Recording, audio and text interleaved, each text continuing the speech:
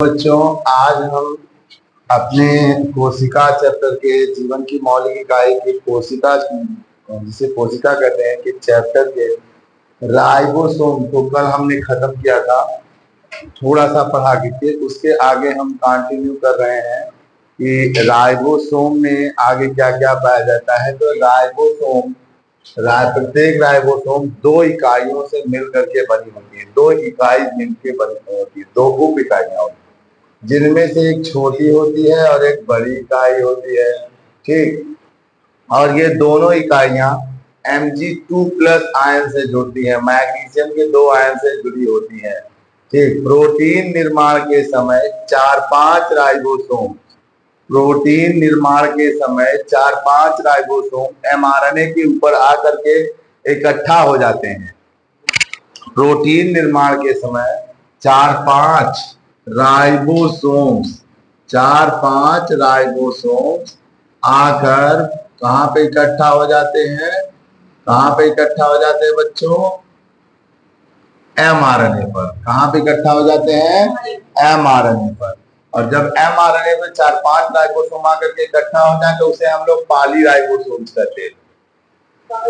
उसे हम लोग क्या बोलते हैं? पॉलीराइबोसोम्स बोलते हैं। तो इस तरह से राइबोसोम्स के बारे में हमने पूरी बात बता दी, किसने खोजा है, किसने राइबोसोम नाम दिया है, राइबोसोम्स में कितनी उप इकाइयां होती हैं, ये दोनों किससे जुड़ी होती है, और mRNA प्रोटीन निर्माण समय क्या कहलाता है। ये सारी चीजें हमने आपको पिछले वीडियो और इस वीडियो में मेंशन कर दिया।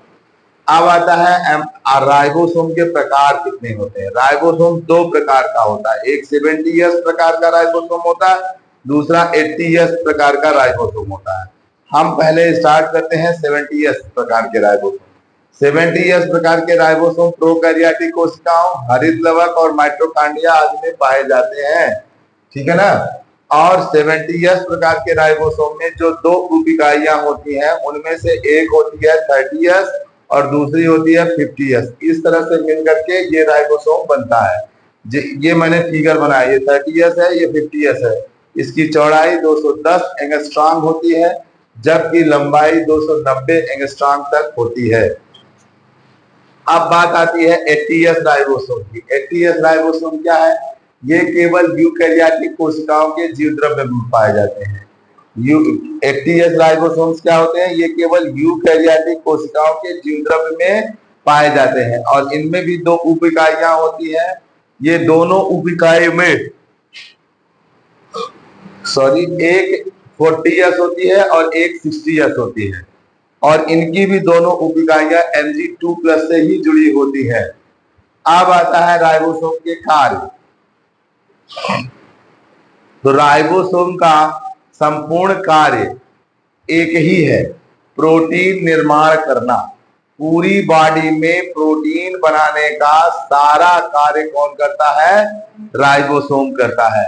इसी कारण राइबोसोम को प्रोटीन निर्माण की फैक्ट्री भी कहा जाता है। क्या कहा जाता है बच्चों?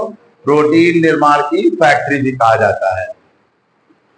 अब आता है कोशिका कला तथा उसमें परिवहन।